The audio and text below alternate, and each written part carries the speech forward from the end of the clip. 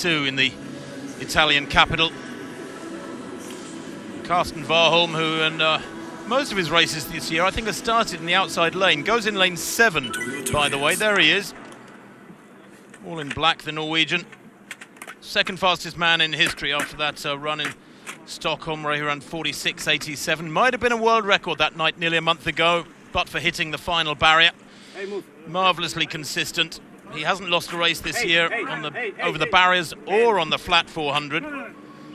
Former decathlete, he's a great physical specimen, and he's so many people's favourite, not just because of his charisma and his evident enjoyment of everything he does in the sport, but because he commits in every single race. He goes out really hard. He rarely runs with any caution over the first half. And his consistency through this year has been fabulous. Just on Sunday, he won in Berlin in 47.08. You know, there's very few men in history who've gone quicker than that. But when he's been winning races in times outside 47 seconds recently, on one occasion a few days ago, he actually looked disappointed with his time. He looked puzzled. He is, of course, twice world champion. There's Vaillant. Could be a threat, although I have to say, that's conditional, because Vaillant will need to run a big personal best to get close to Warholm, as long as Warholm runs to normal form. Vaillant hasn't broken 49 seconds this year. In fact, when you think that Warholm has run 46.87, one of only a quartet of men under 47 seconds in history, nobody else has broken 49 seconds this year. This stadium is a stone's throw from a long sweeping bend of the River Tiber, and there were some who whispered the words world record every time Warholm has stepped out to race this year. It's probably unfair pressure on him, but that is in the back of some people's minds. The meeting record is vulnerable. Samba of Qatar, a couple of years ago, running 47.48. Maggi, watch him, Rasmus Maggi of Estonia, he goes in 4. 6th in Rio, and set his personal best there. He was 2nd in Berlin on Sunday behind Warholm, although I have to say a distant 2nd. So Price of Germany, you can see it there with a headband, goes in lane 1. Lambrughi of Italy goes in 2. Let's take it from the outside though. David Kenzera, big fella, 6'3". This is his 3rd race in 5 days, Kenzera. Ran in Berlin on Sunday, then in Bellinzona in Switzerland on Tuesday. Here he's in Rome on Thursday. These guys just racking up a few races, earning a few bob. Marcio Teles of Brazil, only his 2nd race of the year. Hasn't broken 50 seconds this year. Warholm will pass him very quickly, I'm sure. There is the Norwegian in lane 7, a great lane draw. All his training partners are female, he says that keeps him on his toes. But so with Berlin in 9:47.08 on Sunday, he knows there's more there. He's had a few days to think about this one. Ludwig Vaillant won the French 400 flat title in Albi on Sunday in 45.4. He's got very useful flat speed. He's actually a 45.2 man. There is Wilfried Hapiot of France, the world number 3 this year, a former European junior champion. Won the French 400 hurdles title in Albi on Sunday. And then there's Maggi, 2nd in Berlin, as I said, behind Warholm. Rounding into form, to be fair. He's getting better, may go sub-49 tonight. Nick Schmidt, he's had his injury problems, the Dutchman. Chat with him yesterday. He won the Dutch Championships back at the end of August, but only in 51 seconds.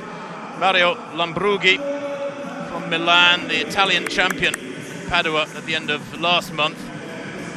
And outside 50 seconds in Rovereto a week ago. And Konstantin Price goes on the inside for Germany. Only 6th in Stockholm, outside 50 seconds. He is the German champion this year. That was in Braunschweig in early August. But all eyes surely on Karsten Warholm and wondering what he can do. And this is 6th 400-metre hurdles of the season. Unbeaten, as I said. The world record dangling really in front of him like a carrot, but he did go on record yesterday in his press conferences saying if he chases the world record, he feels that it will not happen. He has to let it come almost organically. He holds the Diamond League record from last year in Zurich when he ran 46.92. Maggi in 4, Hapio 5, Vaillant in 6, Warholm in 7.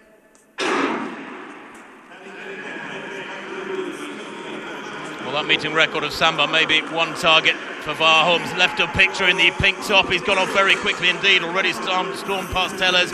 We expected that. Kenzera there in the all black working hard, but Warholm is so smooth, so fluid, pumping hard with those arms as he goes into the second bend. Vaillant inside him is trying hard to go with him, but Warholm here needs to push hard through this last 150. Has the race won, surely, barring disaster. Clears that barrier well. Vaillant going well in second place. In lane 4, also looking strong is Maggi. But Warholm now towards the final barrier. Clear this one well. Appears to be an acceleration off that final barrier. Drives to the line. Look at the winning margin. 47.08. Well, it's another super fast time for Warholm. But the expectation, of course, leaves so many people with a degree of disappointment, which is so unfair. He wins again. Another very, very quick time. 47.08, identical, if that time is confirmed, to his winning time in Berlin just 4 days ago. And he looks pretty happy with it. Next year may be the time for world records for him. Olympic year, of course, ironically.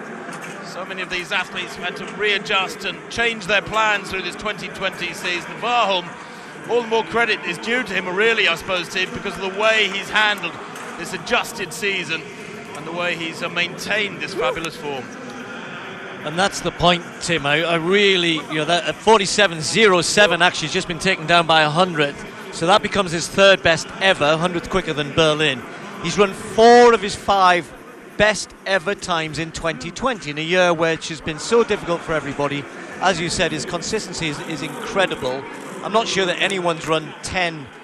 His 10 best times are averaging in the low, something around 47.1, something like that. It is quite remarkable. But what he's done this year, right through the season, from the start, remember that 300 hurdles race in Oslo right at the beginning, and now here he is in September, almost getting under 47 seconds. Just phenomenal. I really can't describe to people who maybe for whom training is a bit of a mystery how an elite athlete manages to put in performance after performance after performance that he does. Just a little stutter off those last 2 barriers. You're talking tiny little margins here. That's how close he is to the record. Well, the times behind him were superb. I can tell you that, before the race, I told you nobody else in the world this year had broken 49 seconds. The second and third places both did that behind Warholm, and that in spite of the huge winning margin, and that underlines his dominance, doesn't it? He wins there by, well, almost 2 seconds. Vaillant of France sets a season's best. So does Maggi in third place. Warholm there working very hard. I sensed a couple of races ago a little bit of fatigue in those legs of his. I don't think he's running with quite the same freshness that he just oozed in Stockholm almost 4 weeks ago. There it is, a meeting record indeed it was for Carsten Warholm. 47.07 in the 400-meter hurdles. Vaillant and Maggi moved to second and third on the world list this year with those great times behind him. Just watch, he never ever fails to attack. We know that's what he does, and I think you're right, Tim. It's just whether or not on any given night, whether he's feeling it or not. That night in Ostrava where he thought he was running quick, and he actually came through with one of his slower runs, not that it was that slow, and he looked at the clock and thought, but that's a bit of a surprise, there's something wrong with the clock, and he said afterwards it was me. But here, look, as he's coming into this part of the race, it's where he's so strong and he attacks these hurdles. Stride pattern's working well for him. I just thought, particularly off the last barrier, just a little bit of off balance as he comes off. That's just fatigue, nothing wrong there.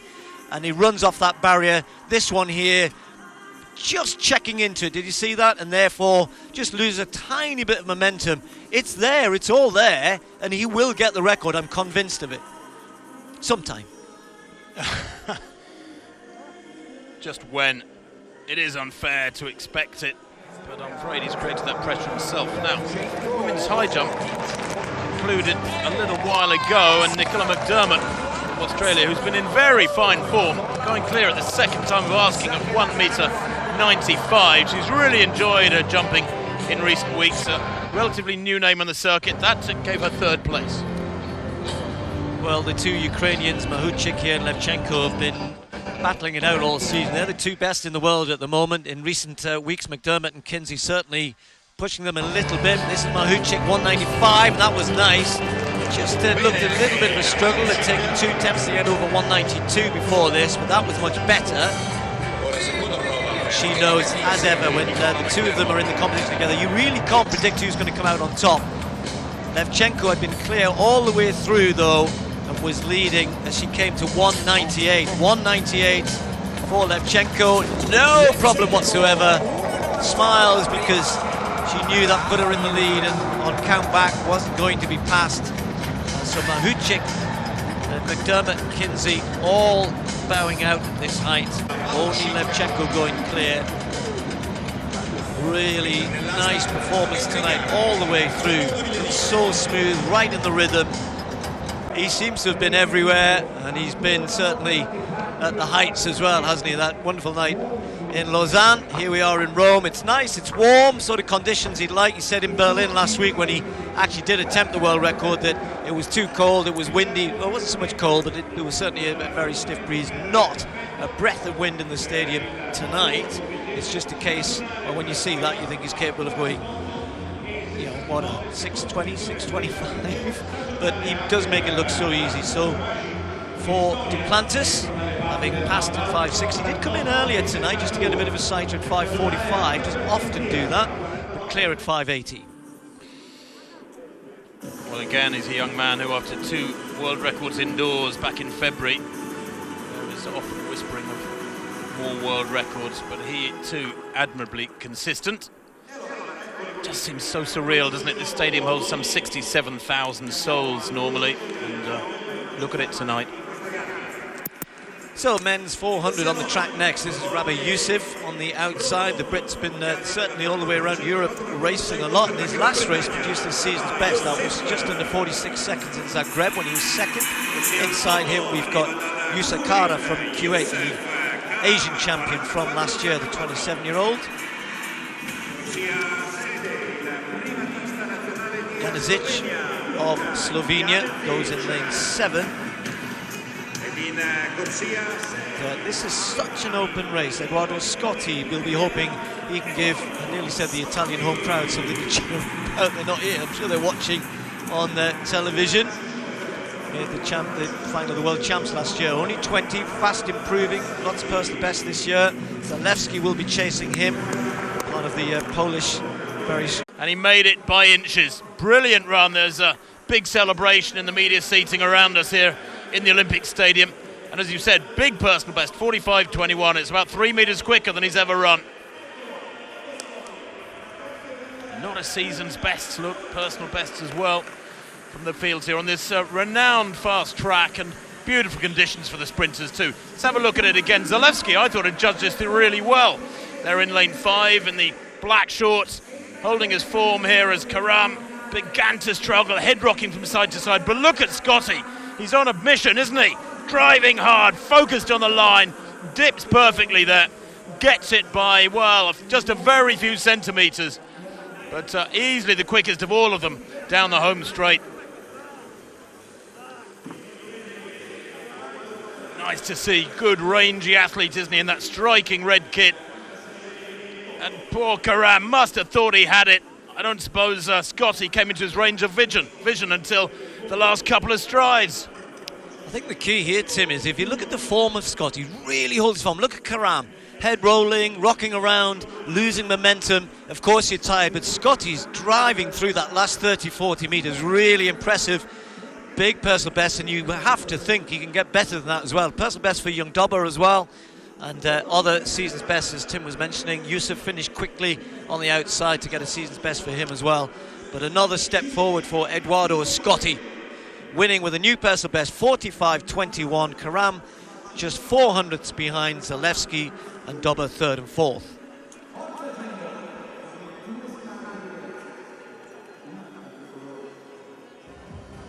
Well, the next event on the track is the 3,000 metres. Here's Ben Broders back in the pole vault.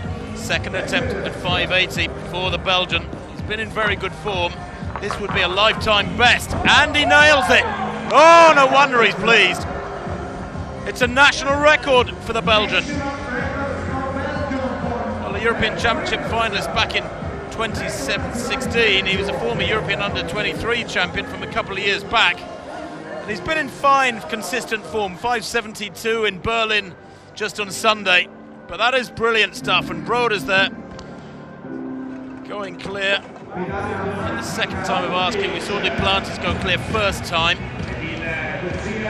Obiena, third attempt.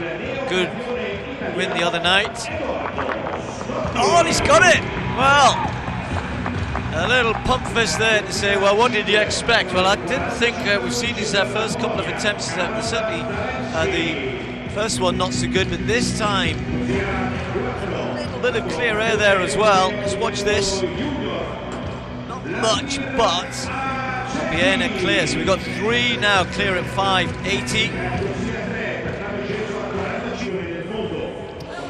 Renaud Lavillenie then in a bit of trouble at 5.80.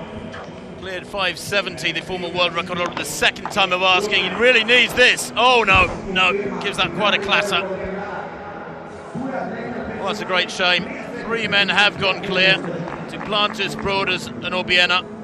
And Lavillenie was the only other man still in it at this height. Harry Koppel of Great Britain going out with 3 failures at 5.70. Learning his trade, really, the former world junior champion, who set a British record recently in Manchester, 5.85, but Lavillenie there not the force he was, that's for sure.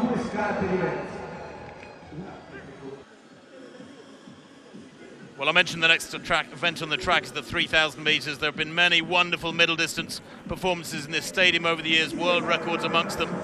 But this is promising to be very fast, it's 3,000. They've asked for 60 seconds per lap, so obviously 7:30 would be the target. And I know that, having spoken to, for example, one of the strong Australian trio here, Stewie McSweyn, he said he's looking for the Australian record tonight, 7:32. There's Ingebrigtsen, Jakob Ingebrigtsen, the phenomenon from Norway, the youngest of the 3 brothers. McSweyn in good form. He won that 1500 in Zagreb in 3:32 just 2 days ago at a canter, frankly. And the national record he's looking for is 14 years old. It's Buster Mottrams. Remember him? 7:32.19 back in 2006. Kiplimo in only his second race of 2020 there in the orange. Perhaps inspired by Joshua Cheptegei, his compatriot, who set a world record in Monaco at 5,000. Will certainly give a good account of himself here, the former world junior champion at cross country. He's only 19 years old, Kiplimo, but world number 3 at 5,000 this year with a big win in Ostrava 9 days ago, 12:49. Ingebrigtsen, an astonishing talent. Bizarrely, has never broken 8 minutes for 3,000 outdoors, but that, frankly, will be a formality. Holds the world junior record indoors for 1,500 metres. Remember that fabulous double at the Europeans in Berlin over 1,500 and 5,000 at the age of 17. He'll be 20 on Sunday. Crippa, we've just zoomed past there, who's a very, very strong Italian who's improved in leaps and bounds this year. Reci Radzin, some of the lesser lights. Abdikar Sheikh Ali of Italy. But Jakob Ingebrigtsen, it'll be fascinating to see how he copes here against athletes like McSweyn. Because while you might think that Ingebrigtsen is a 1,500 metre specialist, you've got to remember he's run 13:02 for 5,000. He's got everything in the... Spelled Ingebrigtsen's name wrong, isn't it? Yeah. You could get that right. He's a big star. Anyway, you can't get disqualified for that. But, you know, I think that's the problem here, Tim, isn't it? Is finding... I was so impressed with McSweyn taking it on the other night, that 1,500, you know, and he's full of confidence. So it might mean that, I don't know, you know, we need a good race between those top 3 and 4, because I'm just not sure that Toby can get too many laps in at the required pace. But, you know, if they get 2 or 3 in, they get a good tempo going, and then the likes of McSweyn wants to keep it going, then we could be in for something good. McSweyn in second place. He said to me this morning that he feels absolutely great, even though he raced that 1,500 in just 48 hours ago, and he spent much of yesterday travelling from Zagreb in Croatia through Split, and then they had COVID tests to contend with. Spent much of the day travelling yesterday, but he said he feels fine.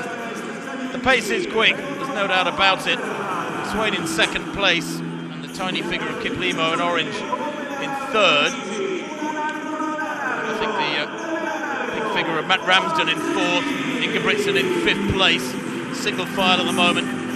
Tobin, it's important he goes as far as he can, holding the right tempo. Don't stay at the front if you can't hold it, because that will hold them back. We've got a great race in our hands building up here, Steve, as well. So we hope a really fast race. And it's a good job being done here by Tobin. I think a click under 2 minutes there at 800. Yeah, good pace being set at the moment. He's certainly right on the mark. He just would love them, or they would love him to get another couple of laps if he can, even a lap and a half at this sort of pace. Not letting it drop, but you're right, McSwain just looks, he's a beautiful looking runner as well. He's a lovely mover and looks nice and relaxed there, just having a little look at the clock, checking that all the ones he expects to be there are there. His teammates just ahead of Ingebrigtsen. 2:29, Tim, 0.55, perfect, absolutely perfect first kilometre. It's quick, very quick, but right on schedule, and they've done it smoothly. That's really smart, really good pace making. Stewie McSwain in second place will be delighted, because when he won the 1500 in Zagreb 2 days ago, the pacemaking was poor. After 2 laps, he went past the pacemaker and he banged in a 55-second third lap. That is viciously quick. He rips off his number there, his front number. But his third lap was so quick, he built up a big gap in the opposition and he won comfortably in 3:32, a very quick time. But I think it was a case of what might he have done. Maybe got that Aussie record at 1500 if the pacemaking had been better. These 4 beginning to get away. Ingebrigtsen towards the back of the pack. And I'll tell you what, Matt Ramsden in 5th place, beginning to suffer. Cripper has gone past him there, and that's a wine-red Palencia, red wine-red Palencia top. He's in fabulous form. Duplantis in the pole vault, just pauses. 5:85 his first attempt. 3 men left in this, Duplantis, Broders and Obiena. Those 3, the only 3. We saw Lavillenie, of course, fail. So Duplantis aborting that attempt. He's still got time on the clock, though, but he's taking his time to go back. Maybe go back this 3,000. He says. Hopefully. Well, Duplantis is special, but this race is building into something pretty special as well. They go through 4 laps there and pretty much spot on 4 minutes. I'll tell you what, I think Sean Tobin's going to start setting personal bests pretty soon. From the front there, McSwain looks to almost be holding back. Kiplimo in second, Ingebrigtsen in third, Cripper hanging on to this quartet as Tobin moves aside now. He's done a fabulous job. But Ingebrigtsen, well, his season includes that fabulous European record at 1500 in Monaco just a month or so ago. He also set a European record for 2000 in Oslo back in early June of 450. He's got the full cupboard, if so to speak, as these 3, the big 3, now get away. I thought Ramsden might stay with them a little bit longer. Tim, this is going to be quick. Let's see how high Duplantis can get here. 5:85 the bar set at. Whoa! Completely missing it there. Shake of the head. Got that all wrong. Thankfully came down on the mat. I was going to say, Tim, this is quick. Watch them going through 2,000 metres here. It's going to be right on the 5-minute mark. And let's assume they're going to go quicker in the last kilometre, because they must do with 3 men there. Ingebrigtsen is still looking fairly comfortable. Looks like he wants to get closer to McSwain. Hats off, as you said, to Tobin. He's set this up beautifully. We are in for a cracking race here. It's going to be fast. Just over 2 laps to run then. Ingebrigtsen looked very relaxed. He's had not only Tobin, but other men in front of him as pacemakers for some 5 laps and more now, as McSwain glances up at the big screen. He can see what's going on behind him there. 2 laps to run at 59.83. He's gradually cranking it up, trying to turn the screw on the men behind him, who he knows are fabulously quick at 5,000, who he knows have great speed.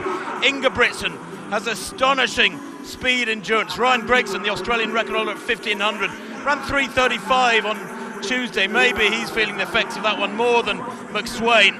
But these 3, with a lap and a half to run, battling it out. You could throw a blanket over them. Ingebrigtsen into second place. It's the highest place he's been yet. Ignore that caption, it's missing off McSwain, but he's there. He's at the front where he's always been. Ingebrigtsen now deciding he wants to be a little bit closer. Just feels Kiplimo might be a little tired as they're coming round. It'll be the bell this time. These 3 are set up for, all 3 of them are going to be rewarded with brilliant times, but who's going to come out on top here? How low can they go on this last lap? This is going to be incredibly quick, because Ingebrigtsen's off and Kiplimo follows. Ingebrigtsen running tactically supremely, 60.4 that penultimate lap. Now he gets to the front, and Stewie McSwain has got to hang on to their coattails, because that Australian record may be beckoning. Ingebrigtsen still looks so relaxed with that slightly forward lean of his powerful legs above slim torso, and he just winds it up, and he never really looks like he's hit the throttle absolutely flat out. He just begins to imperceptibly accelerate, lengthens the stride, 200 to run, 6:59 there. They're going to go under 7:30 here, surely, as Kripper shows that he's been feeling the pace. They're back in 4th place. He goes through, he's still going to run a great time, but let's see the race up front as Ingebrigtsen hits the home straight with just Kiplimo on his shoulder. Who's going to get there? McSwain there has got to hold on left to picture for that Aussie record, but Kiplimo battling towards the line, and he's going to get there. He's got the greatest strength. He's young too. They're both 19. What a race. 7:26.64. Boy, oh boy, one of the quickest times in history. And the meeting record, well, it was 7:46 by Jack Buckner, an old mucker of Steve and I back in 1984. That's been taken to the cleaners. What a run, and it's not often, Steve, you see Ingebrigtsen outstrengthed by another 19-year-old down the home straight. What an astonishing run, and that, I think, will be very close to the European record. It's the 8th fastest time in history. Only 30 men in history have gone under 7:30, and only 2 Europeans amongst them. A national record for Ingebrigtsen, of course. But 7:27.05 for Ingebrigtsen behind Kiplimo's astonishing run. And McSwain, well, he smashes that Aussie record, 7:28.02. Well, what a race, first of all, and what a set of times. Just look at that. Ingebrigtsen just felt as though he needed to push on, and Kiplimo was smart and just stayed and stayed and stayed and was strong and patient. You know, when you've got that 5,000 metre pedigree that he has, you're able to do that. No great pace to burn, just strength there at the end. Hung in there, and just managed to move past number 8 on the all-time list. And you look at a lot of those times, Tim, a lot of them were set quite a long time ago. In fact, ahead of him, the nearest recent time was Kenenisa Bekele in 2007, just outside the European record for Ingebrigtsen, as you mentioned. Murhit will still hang on to that, and McSwain with that new national record. But whenever we look at our computers and we see all these black squares which signify personal best, national records, etc., it's full of them. This screen is absolutely full of them. But hats off to Kiplimo, superb run. And I've got to give another huge honourable mention to the pacing. Sean Tobin, 4 and a bit laps, spot on 60 seconds every lap. There's lots of people would say, yes please, thank you very much. But what a race we were treated to there. Well done, all 3 of them. And indeed, so many behind them as well, but these 3 were the stars. Weren't they just? And it wasn't really lightning quick, that final lap. It was a case of just hanging on with strength down the home straight there. Kiplimo easing past Ingebrigtsen, and you knew the young Norwegian had got his foot absolutely flat down on the hammer because he couldn't react, he couldn't respond at all. But boy, second quickest European time in history. And I'll tell you what, there's many people who look at Murhit's European record. He got busted for EPO towards the end of his career, and many will say that should be the European record, no doubt about it. High jump, Tamberi, of course, on the home soil. And he's had so many great competitions in this arena. He's had a decent year. His last competition was a bit disappointing. He'd been unbeaten until then, and he's already gone higher than he did on that night, which is 220 recently. But he's been in the high 220s, and that's a 221 first-time clearance, which he's had all the way through so far. We've already lost it, certainly one of his main rivals we thought was going to be Nedesekau, Maxim Nedesekau didn't start. I'm not quite sure why. The Belarus man who's top of the world. Tim's going to tell me why. I think Nedesekau does not start. It says beside his name, but I believe there was some bad news about him a few days ago. Okay, well, pass me by. So he was still on the start list today, wasn't he? So Tamberi and Protsenko. 2 bigger names left. Protsenko, nice response. Sadly for him though, he had a failure before this. Is Duplantis. Yeah, Duplantis. Oh, you know, he clears, when he's on song, he clears these heights by monstrous margins. That's a second time clearance at 5:85. First man clear. Broders and Obiena have both had a couple of failures.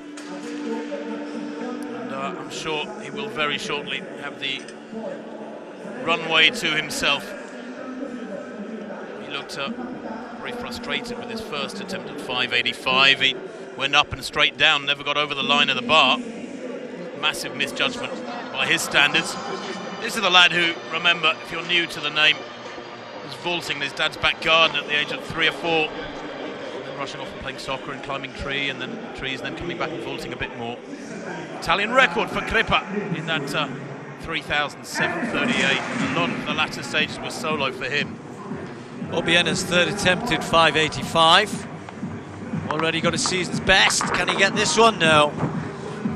Well, he got himself, well, he wrapped himself over 580, didn't he, to get his season's best, and then 585 just a bit too far. Broders has got one more attempt at this height as well, as Tim was saying. Duplantis nicely clear.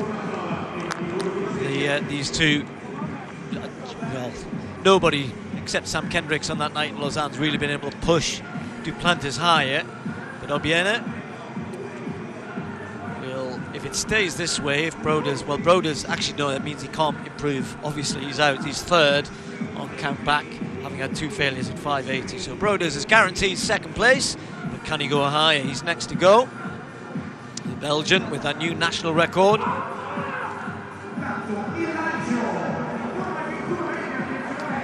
He's right at the top end of the stadium where it's a little bit busy down in the arena. Men's shot put underway. Indeed, it is Nick Ponzio. Opening effort from the American. Stan Ryan Krauser happy with the deal offered to come here. Giving this one a miss, the Olympic champion. That's pretty solid. That's around 22 metres there or thereabouts. 21 and a half maybe. Ponzio, in fact 20 and a half, excuse me, I'm getting my other pair of specs out.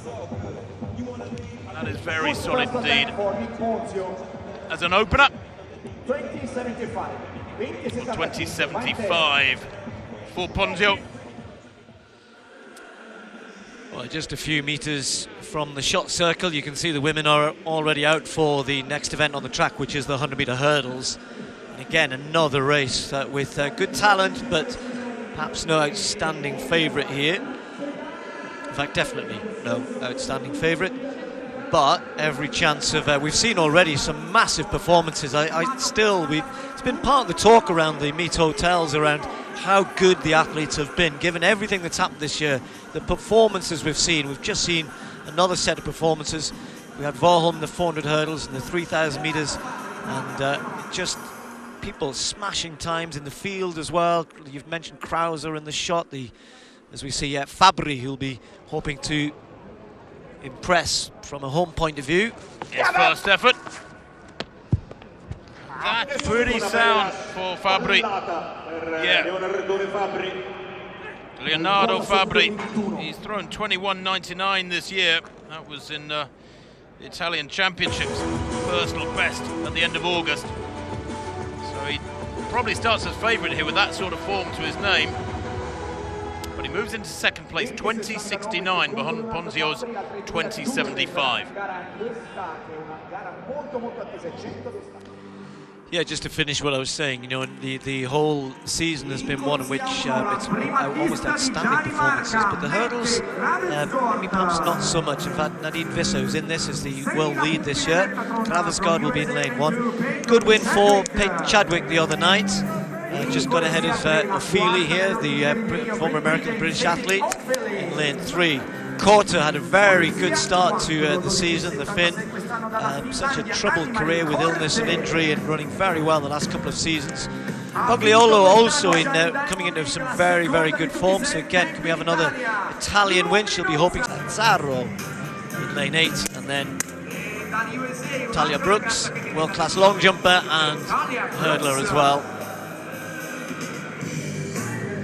So Chadwick with the win recently, she's in 2. Ofili was disappointed that night. She knows she can beat all of these women when it's right for her. Still trying to get back to her best. Korte mixing it with the best. Bogliolo in top form. Visser in really good form. And then this young French talent in lane 7 as well. Samba Maela. So the women's 100 hurdles, not a breath of wind in the stadium. Really warm, perfect conditions.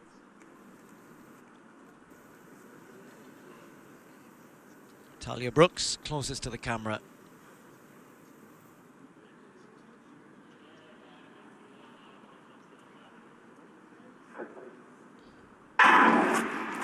Quarter got a good start, so did Ophelia as well. Chadwick hits the first hurdle, that slows her up, and look at right in the middle there, Visser leading this, and Visser starting to go away already, and it's Visser and Bogliolo. Visser's going to win this though, she gets it over, she does, and it's a win for Visser, 12.72.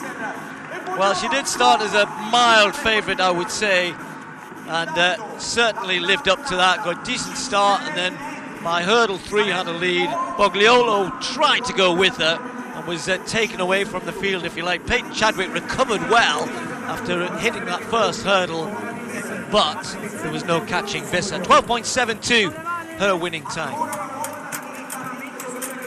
Bogliolo, sorry Tim, Bogliolo 12.83, but just couldn't hang on to her, could she?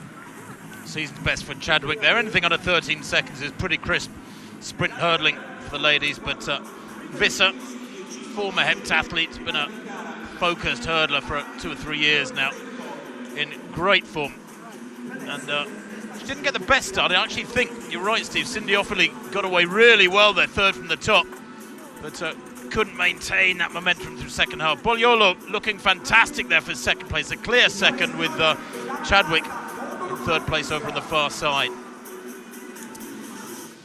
Duplantis again, we've gone higher, and he gets it. 6 meters. He passed at 5.90, 5.95, said let's get on with it, and he's clear 6 meters. It's such a shame that we don't have crowds to erupt in these stands when he does it, but he's pumped here, and it's a nice warm still evening, and when he starts going over 6 meters, when he's in the mood, when he's in the rhythm, look, he was struggling a little bit earlier on, wasn't he, Tim? A failure at 5.85 where he just got everything wrong in terms of his approach to the bar. But now sorted, and he's clear at 6 meters. And I think, Steve, he's had, 6 vaults. He's still pretty fresh. He looks up for it first at time clearance at 6 meters. Guess what the bar's going to go up to now? I rather fancy the world record height. That would be, 6.18? Or will he go to 6.15, the world outdoor record height? I think we'll go back to 6.15 as he has tried so far this year. Just watch Peyton Chadwick over there on the far side. Gets a good start with Ophelia, and then bang, hits that first one. Goodness me, did she recover well. Visser's away in Bogliolo now. Chadwick then finishes quicker than anybody else over the last 2-3 flights to get back into third. But Visser continuing this good form she's in. And you've got to say that the Dutch contingent, I know we've talked about them, I think it's the Swiss coach who moved there, didn't he? And then, you've talked about the likes of, we've seen Femke Ball and Klaver, Del Pont, of course, who's running so well, Sprunger, who are Swiss, but a part of that group, training with them.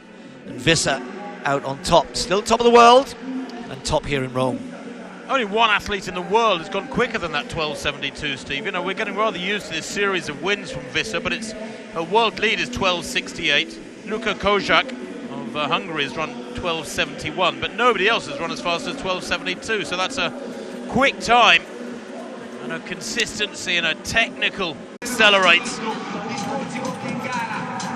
Oh, perfect. Doesn't waste any effort either. I don't think there's a lot of daylight between him and the bar there. But it throws the gauntlet down at the hands of Protsenko, who is in second place because the Ukrainian had a failure before clearing at 2.18.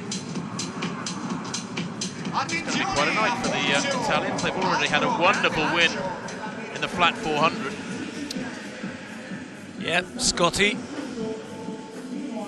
member of the Police Athletics Club. So many of the great Italian athletes over the years were similarly part of the same club. Men's high hurdles next. I'm just looking over down at the pole vault, and it is 6.15 that Duplantis will attempt at his next height. That high jump continuing at 2.24 with Protsenko and Tamberi. So next to go is the Ukrainian. The Ukrainian win in the women's event, of course, a 1-2 as we're coming to expect. You can see Mahuchik in the background, sharing the same coach, I think, with Protsenko, and watching her teammates having.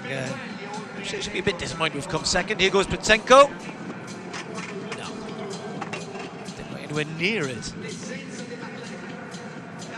So, first failure for him. He's already kind of behind the 8 ball in terms of the competition because he had a failure 2:18. Then Tamberi's been clear all the way through.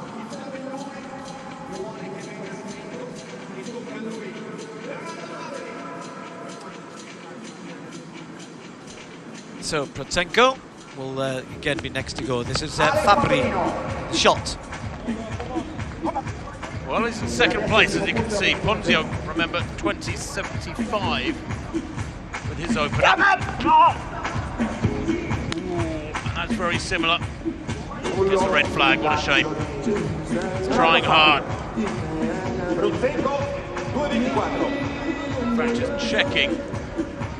Ponzio up to 21.09 with his second effort, has extended his lead. And we're going to see that now. Well, this was second round. He's got Italian heritage as well, Nick Ponzio. Said, I love Italian food, and well, you can imagine that he's very proud to be competing here as Rome.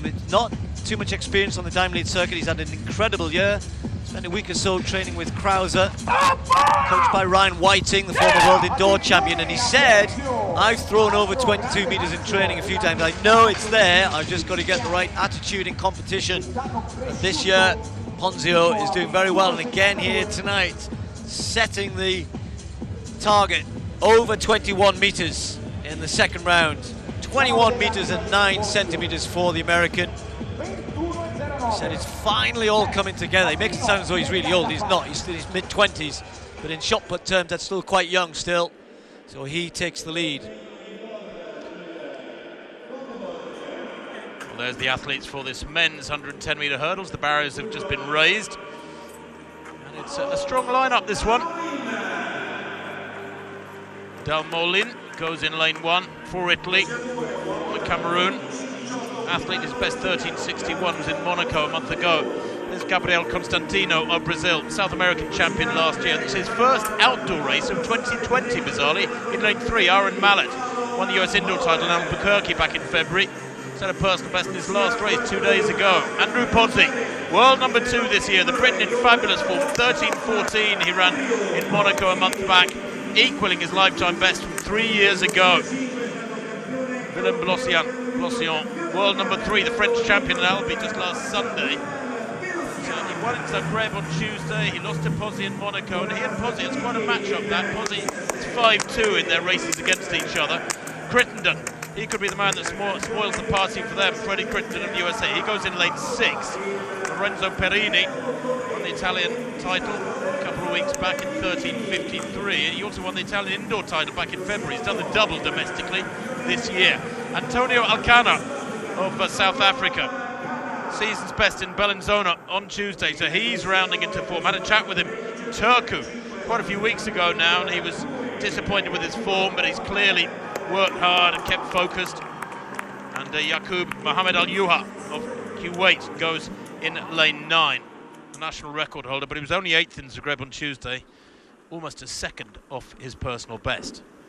Well, only 4 men have broken 13.20 in the world this year. It's one of those disciplines where, without the Americans really having entered the fray in decent numbers, standards just haven't really hit the straps. Meeting record, by the way, 13.01 by Alan Johnson back in 1999. Johnson, a multiple world champion. Not sure that's going to be threatened here tonight, but a really good race in prospect. Most likely between Pozzi there in lane 4, 4th from right. Belossian of France, right in the centre there in lane 5. And Freddie Crittenden in lane 6 in the black strip, 4th from left.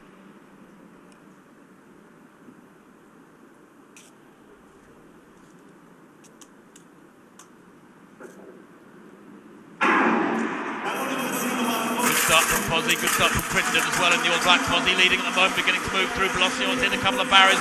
Pozzi is beginning to go away, going well on the far side. It's Mallet in the yellow, he's coming back at Pozzi, but Pozzi's going to take it. The Briton takes the win from Mallet. Crittenden in the black taking 3rd spot. 13.16. It's quick. And with almost zero air, Andy Pozzi, his wonderful 2020 season, albeit a shortened one, continues. Really fine, consistent form. He's been living here in Italy, in Formia, under a Cuban coach for the last couple of years. and is beginning to pay dividends. He's had to be very, very patient about it, but he takes that one pretty comfortably, actually. And Stevie was under a bit of pressure.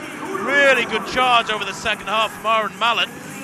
But Pozzi 13.15, in fact, only 1/100th of his lifetime best. Aaron Mallet, a personal best in second, 13.23, with Crittenden in third. Yeah, really good. And you know what's good is he's not falling off the last two barriers. You know, he's getting out. He can often get out hard. We know that. He's a world indoor champion. Had a slight little twitch, didn't he, at the blocks, and just felt as though Crittenden got maybe 20 centimetres on him. And he had a great battle with Crittenden in Rovereto in Italy a couple of weeks ago. But it wasn't him. It was, as you said, Mallet who pushed him hard. But the good thing is Pozzi didn't falter over those last two barriers. Stays really strong, maintains his pace, maintains his speed, not making any mistakes here. Look how clean he is, just a little clip there. Really good performance. Mallet similarly so. Crittenden was a good metre so behind now, and Mallet hit that last one. It didn't really affect him too much, but Pozzi, well, he knows he's getting the consistency in the lower times that gives you the platform to start thinking about sub 13. He's not that far away. End of this season still close to his best. Very good. So bar at 6.15, as Steve said a couple of minutes ago. This would be a world outdoor record. Now, for those of you who are not aware, the world governing body, then the IAAF, a few years ago now, combined the pole vault world records, indoors and outdoors, and said there's only one world record. And of course, it belongs to this young man. He set 2 world indoor records, and therefore out-and-out world records back in February. But this is an outdoor world record unofficially. No, it was so close. 2 more attempts to come. He's got this. We know that. He knows that. And it's a good night tonight. He's there, a little nod, a smile. Sometimes he can be a bit, looks a little bit forlorn in terms of his own performance as we just drop across to Protsenko. This is his 3rd attempt at 2.24. We know Tamberi already clear, the Italian leading the competition. Ah, there you go. Well, we saw the first attempt, which the second attempt, wasn't it? Which wasn't close. That, though, nice. Really good. Bit of pace coming into the bar there for Protsenko. Bit more conviction, and he gets the reward. 2.24, 2 men still in this. Bar goes higher, up to 2.27.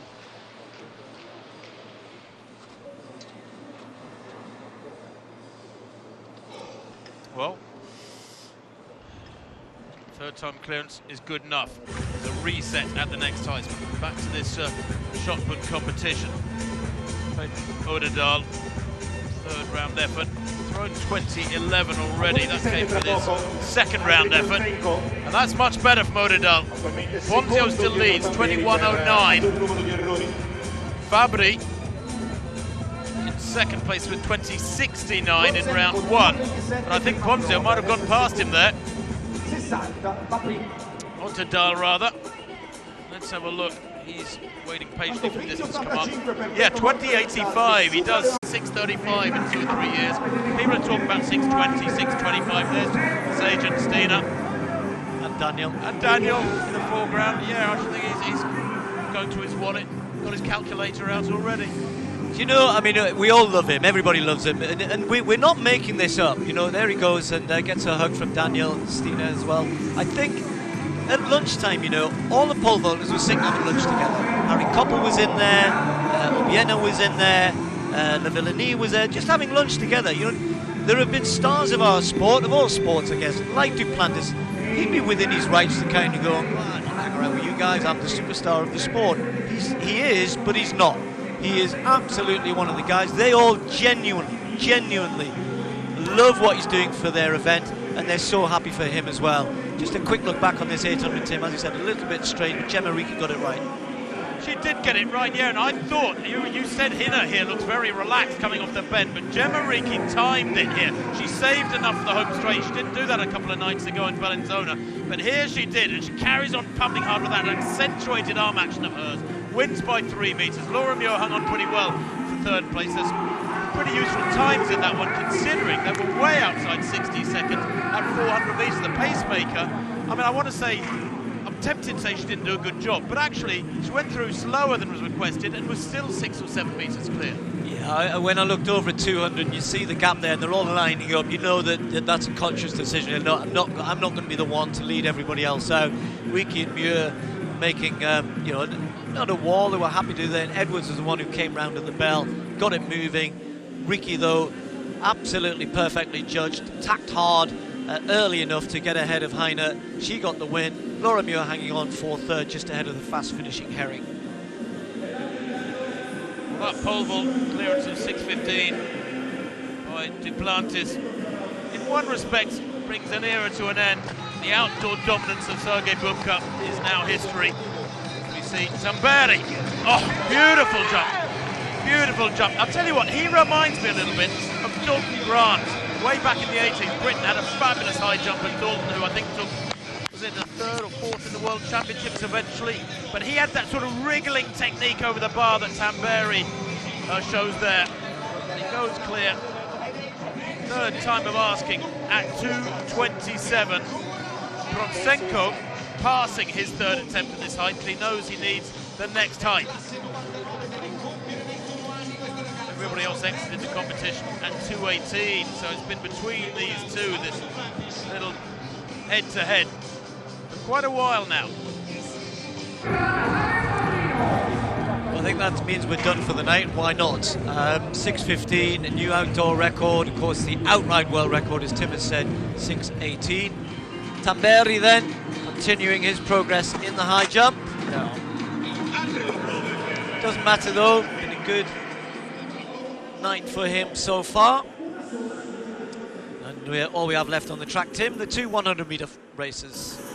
We do indeed, and there the athletes waiting patiently. Just imagine that ghost crowd roaring and buzzing after that world outdoor record from Duplantis in the pole vault. These young ladies to stay very focused. Thompson, 2 times Olympic champion, world champion as well in the 4x100 metres, the Bahamian. Her racing, well, it's been fairly limited this year. It's all been in Kingston, Jamaica. This is the find of the season for the Europeans.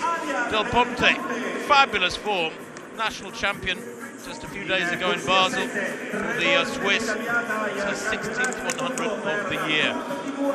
Marie-Josée Talou of the Ivory Coast, well, has raced very little this year, but she hasn't been racing very well. She was second in Berlin last Sunday in 11:38 to skippers, but her times haven't been great by her standards.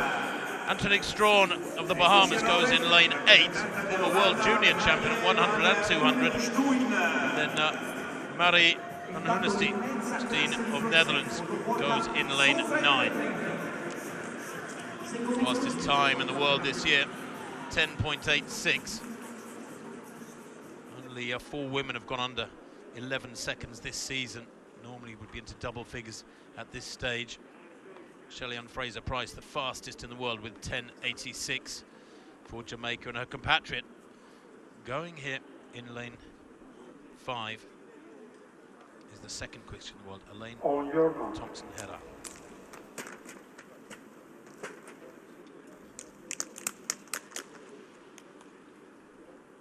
Meeting record, well, a very impressive 10.75 by another Jamaican, Karen Stewart, back in 2009. That lineup again: Bongiorni in 1, Lanzikwo in 2, White in 3, Hobbs in 4, Elaine Thompson, the Olympic champion, goes in 5, Del Ponte 6, watch her, the Swiss, Marie-Josée Talou in 7, Strawn 8, Van Hoenestein in 9.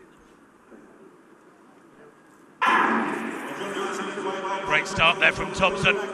Certainly got some catching up to Del Ponte at the moment, and she's steaming away with this one. Good running here from Talou in the orange as well, but look at Thompson, it's a 2-metre gap, 2.5 metres at the line though. 10.84, it's the fastest time in the world this year, and in almost still air. Perfect conditions for the sprinters. It's a quick, hard track, this one, and they love this heat.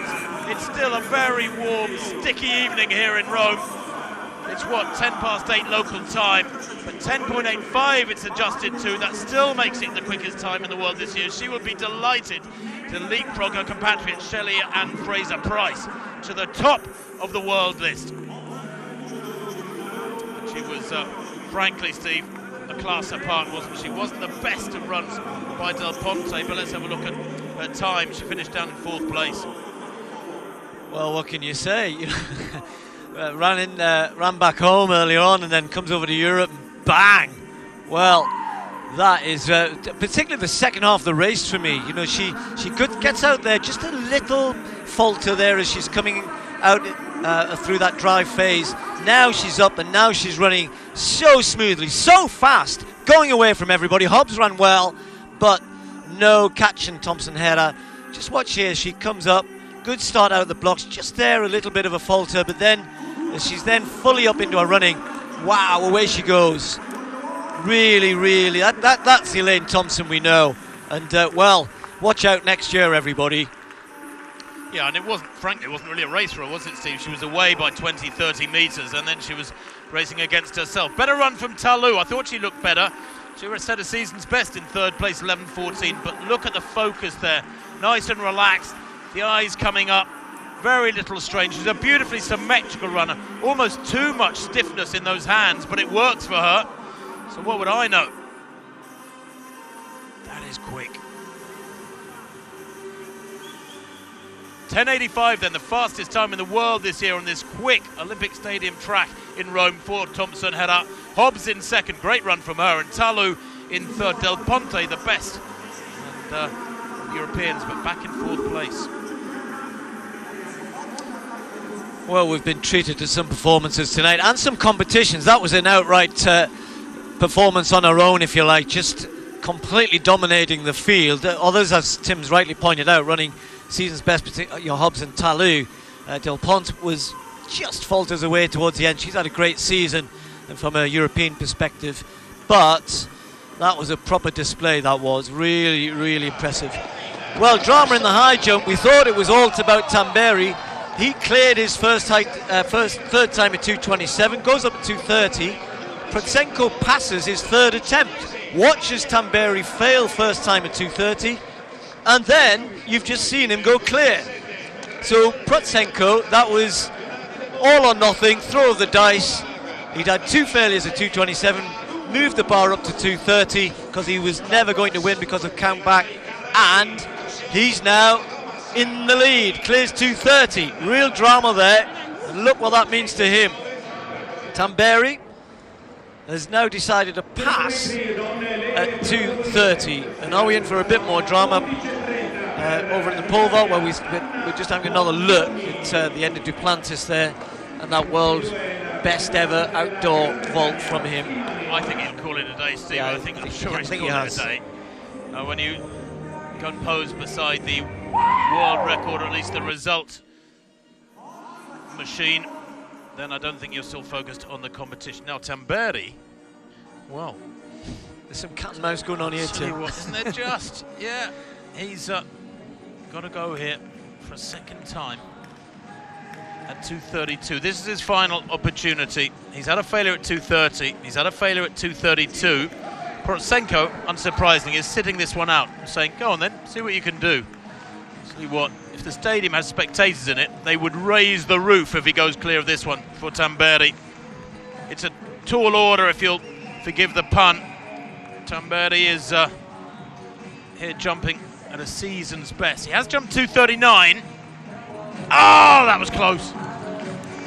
99% right, you could say, but takes it down eventually. He really went for it, and Steve, with all the pressure on, yeah, just clips it with his backside. It was, I'll give it 90%, then 99 might have been a bit generous, but it matters not a jot because Protsenko has won the high jump. The Italians will be disappointed they couldn't get another victory through their darling of the high jump. Yeah, I think it was a real punch on the solar plexus when Protsenko, he had 3 attempts to get over 2:24. He'd had the 2 failures at 2:27, never looked like going higher, pops out over 2:30 just when this guy thought he'd won the competition already, and he had to regather himself. Race here, and it's the first time really we've seen Akani Simbine right in the middle there, the dark, well, he's wearing a black strip. There's a couple of Forte and Almas also, but right in the middle there in lane 5, Simbine, who 10.02, unbeaten this year. Mohamedou Fall will be over on the far side in lane 1.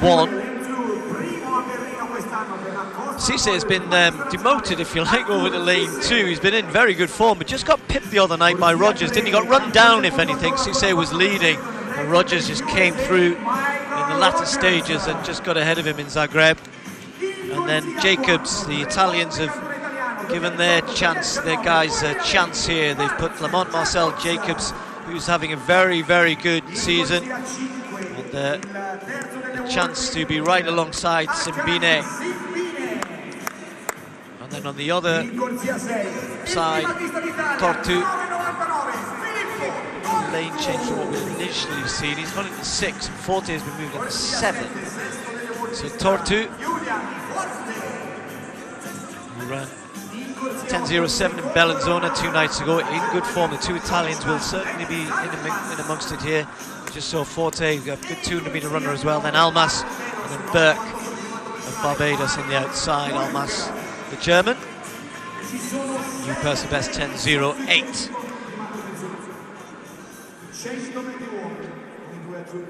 Well, take your pick here. Simbine should be the favourite here. The 2 Italians, we've seen how the Italians have done well tonight. So Jacob, again wearing the Polizia strip. Tortu, we've been watching him for a while in this stadium, haven't we? His young career developing. He's still only 22. Made the final at the World Champs. We never often mention the world rankings. He's actually ranked number 10 in the world on the world rankings, which is a collection of points you gather based on performance and where you finish in the right level races. Simbine, though, right in the middle in lane 5. Men's 100 metres.